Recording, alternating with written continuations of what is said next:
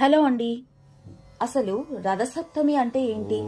ఈ పండుగను ఎందుకు జరుపుకుంటారు? ప్రతి ఏటా మాఘమాసంలో శుక్లపక్షం సప్తమి తిథి రోజున రథసప్తమి పండుగను అందరూ జరుపుకుంటారు.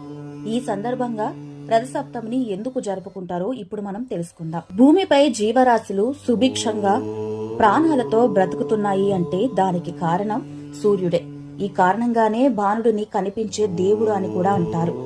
హిందూ సాంప్రదాయం ప్రకారం సూర్యారాధనకు ఎంతో విశిష్టత ఉంది. ముఖ్యంగా భక్తులు సూర్య జయంతి రోజు ఎక్కువగా పూజిస్తారు. మాఘమాస శుక్లపక్షం సప్తమి తిథి నాడు ఈ పర్వదినం వస్తుంది. దీన్నే రథసప్తమి అని కూడా అంటారు. సూర్యుడు 7 గుర్రాలపై రథంపై దక్షిణాయనం ముగించి పూర్వోత్తర దిశగా ప్రయాణం సాగిస్తుందని భక్తులు విశ్వసిస్తారు. అది ఈ రోజు నుంచే ప్రారంభమవుతుంది. మాఘసప్తమి నుంచి రానున్న 6 మాసాలు ఉత్తరాయణ పుణ్యకాలంగా పరిగణిస్తారు.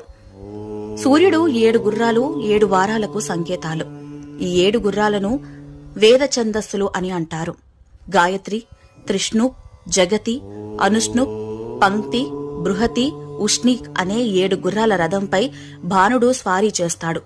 మేషం నుంచి మీనం వరకు ఉన్న 12 రాశుల్లో ప్రయాణిస్తారు. ఈ 12 రాశులను పూర్తి చేయడానికి సూర్యారథానికి ఏడాది సమయం పడుతుంది.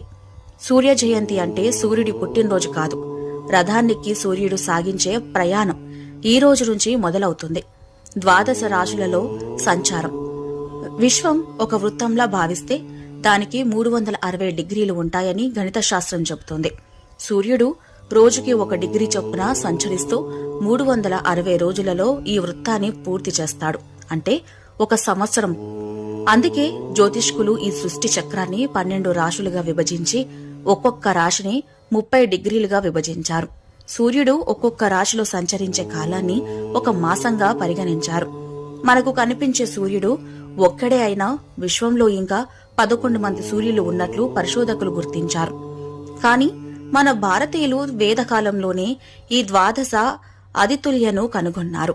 వారే మిత్ర, రవి, సూర్య, భగ, పుష, హిరణ్యగర్భ, మరీచి, ఆదిత్య, సవిత, ఆర్క, భాస్కరులు. వీరే 12 మాసాలకు ఆదిదేవతలు. వీటి కారణంగానే 12 రాశులు ఏర్పడ్డాయి. సూర్యుడు ఒక్కొక్క మాసంలో ఒక్కొక్క రాశిలో సంచరిస్తూ ఉంటాడు. మాఘమాసంలో ఆర్కనామంతో సంచరిస్తాడు. మాఘ అంటే పాపం లేనిది అనర్థం. పుణ్యాన్ని ప్రసాదించే మాసం కాబట్టి ఈ మాసాన్ని మాఘమాసం అన్నారు. నిజానికి ఉత్తరాయణం మకర సంక్రాంతితో ఆరంభమైన రథసప్తమి